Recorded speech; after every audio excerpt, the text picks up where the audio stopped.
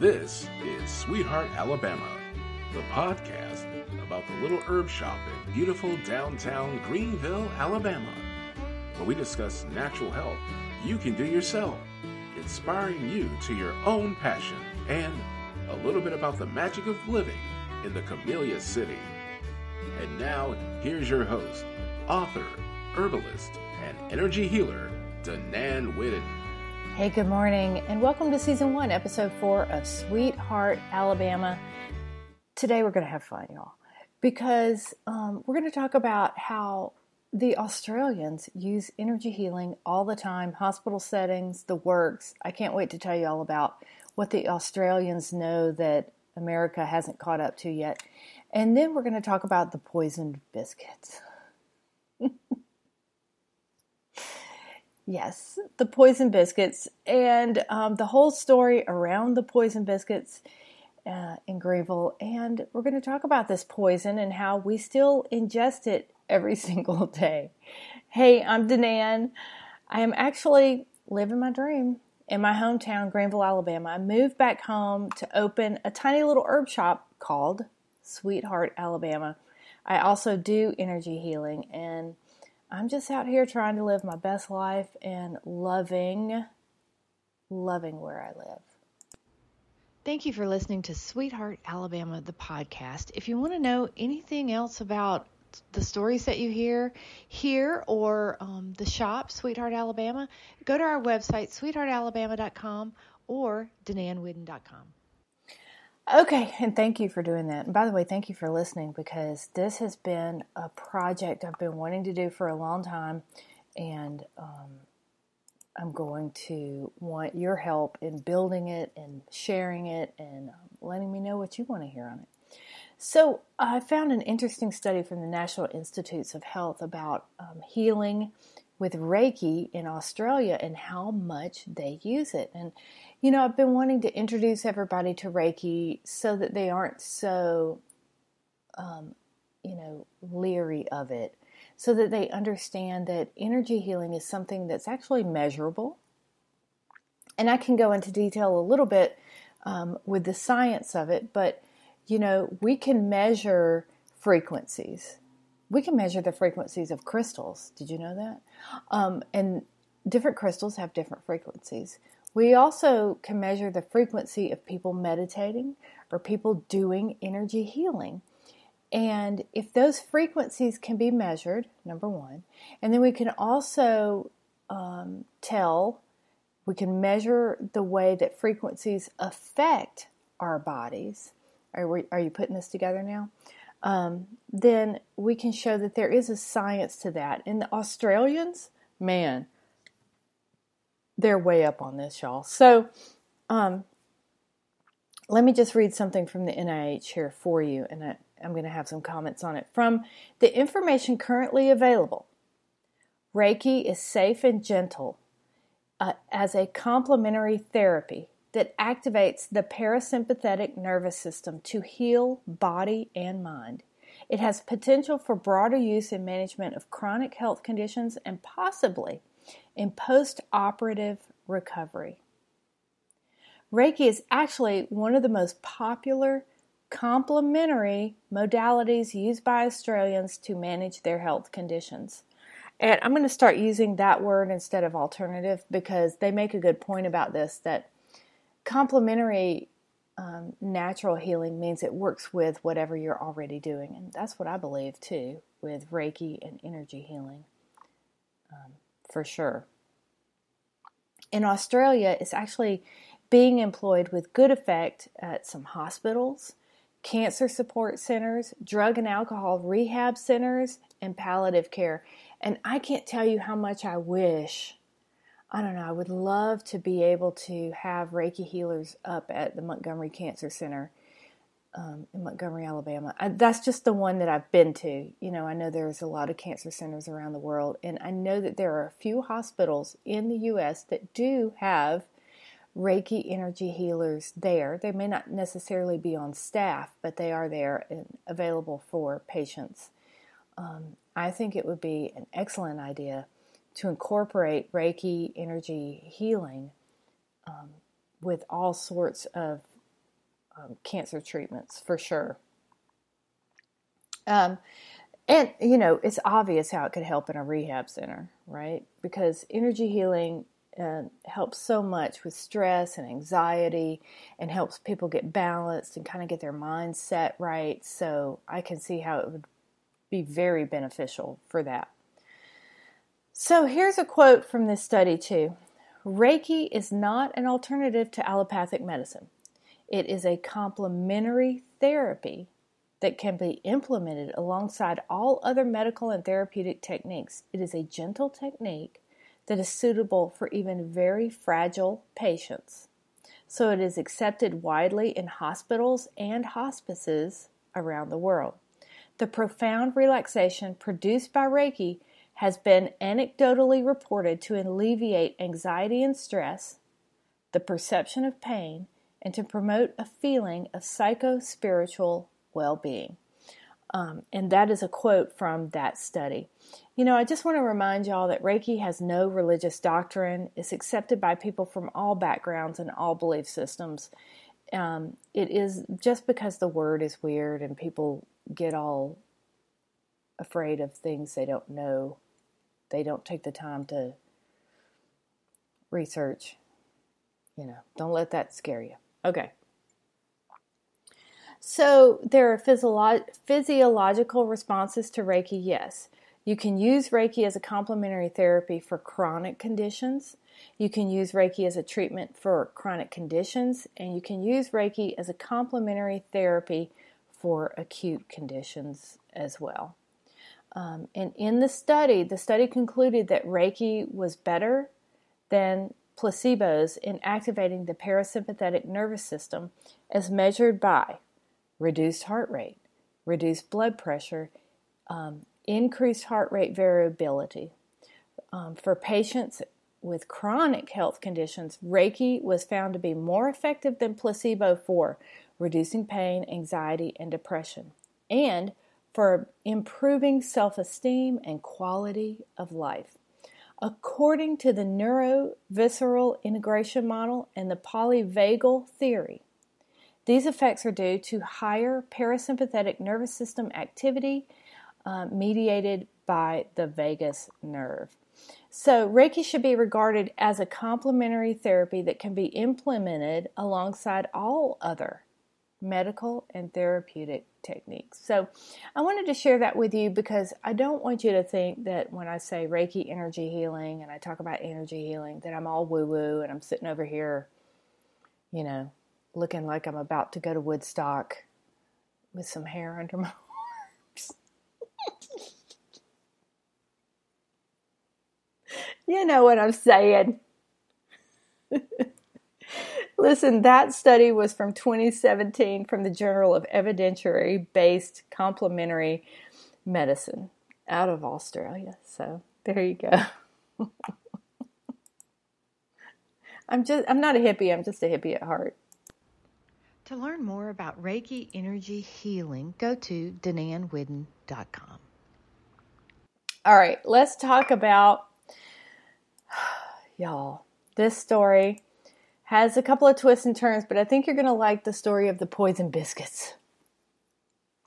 Okay, I want to talk about this lady, and I love her name.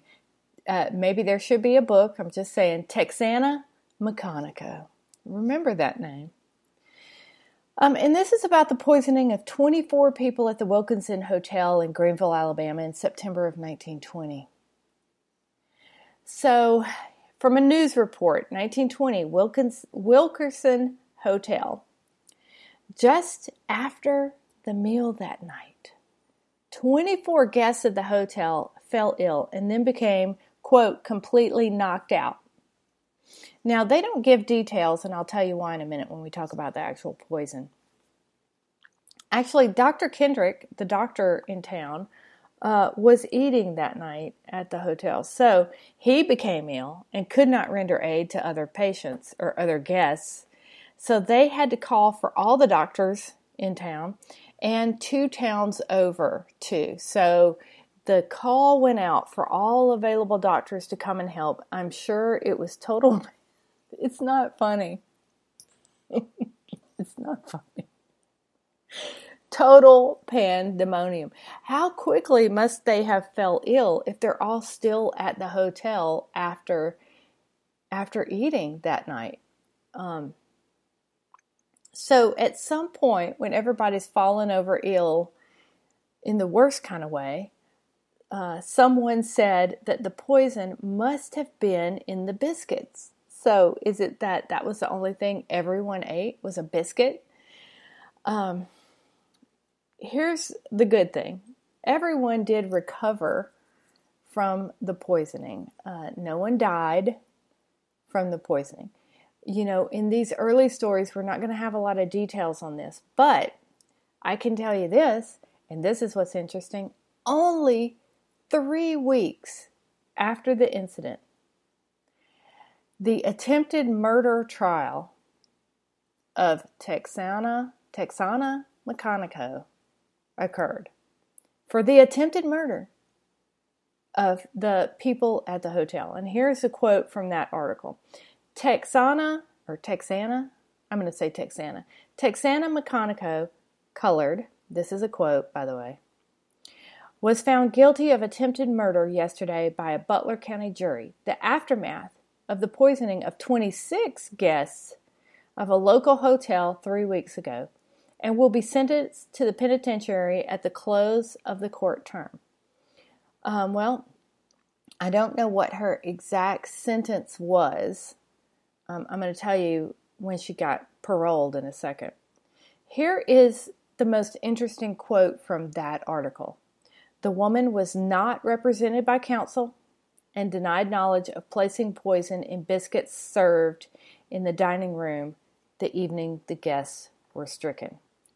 Okay, so we're once again at this point where we see, and I've had this in stories before, we see there is an African American defendant with no counsel and a very quick trial.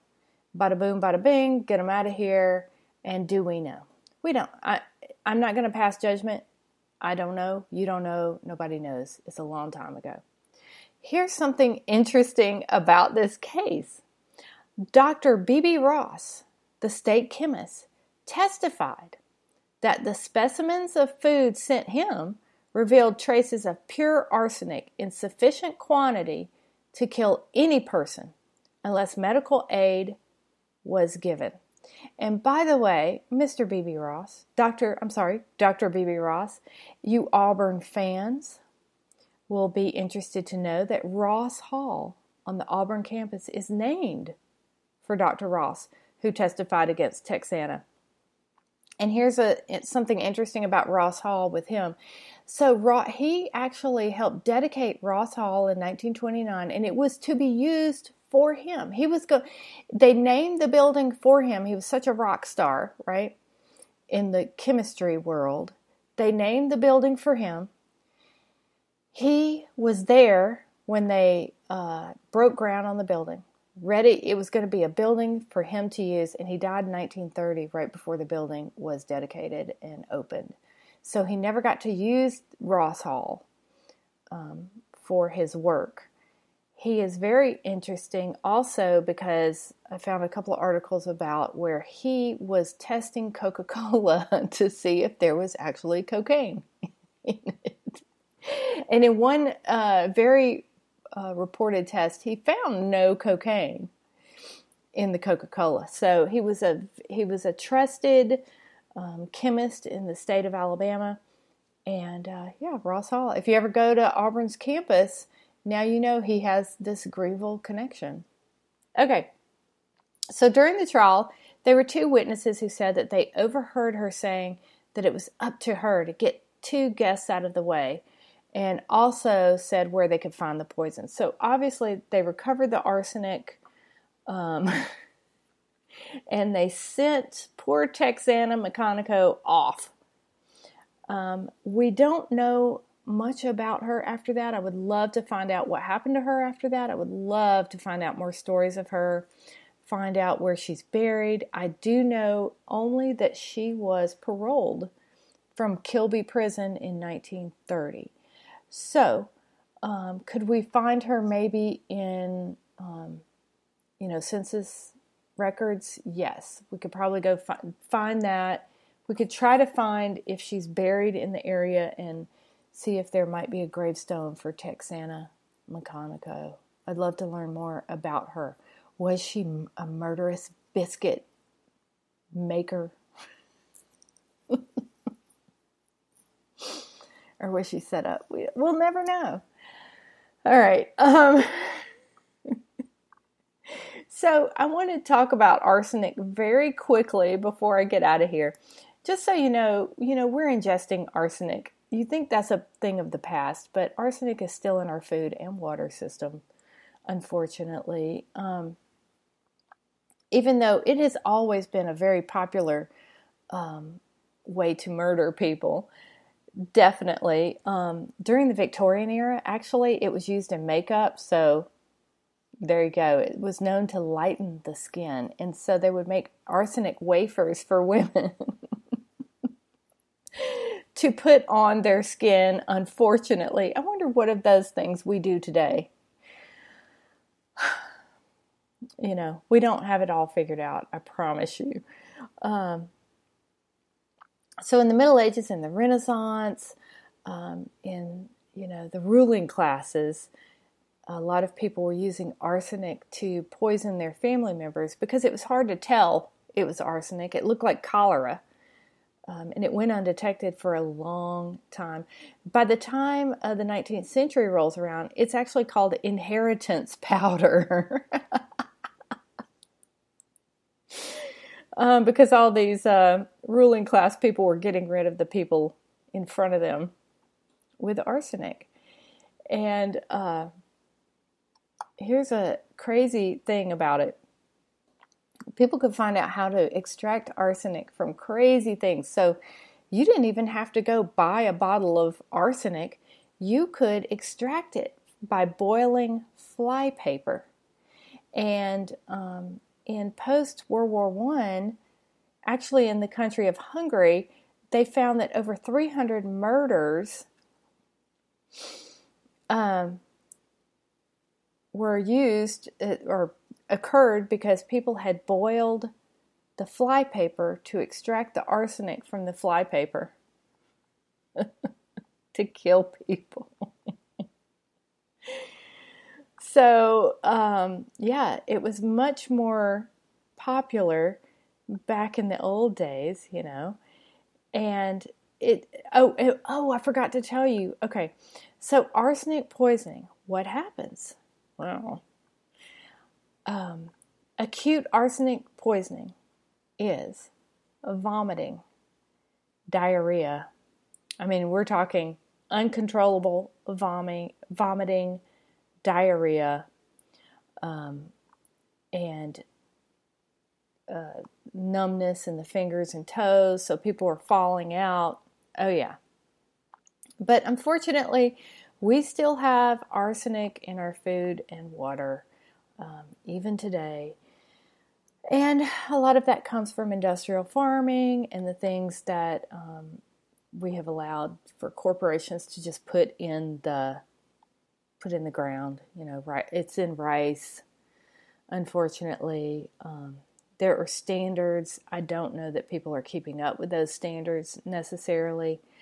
And arsenic is found in commercially raised chickens as well.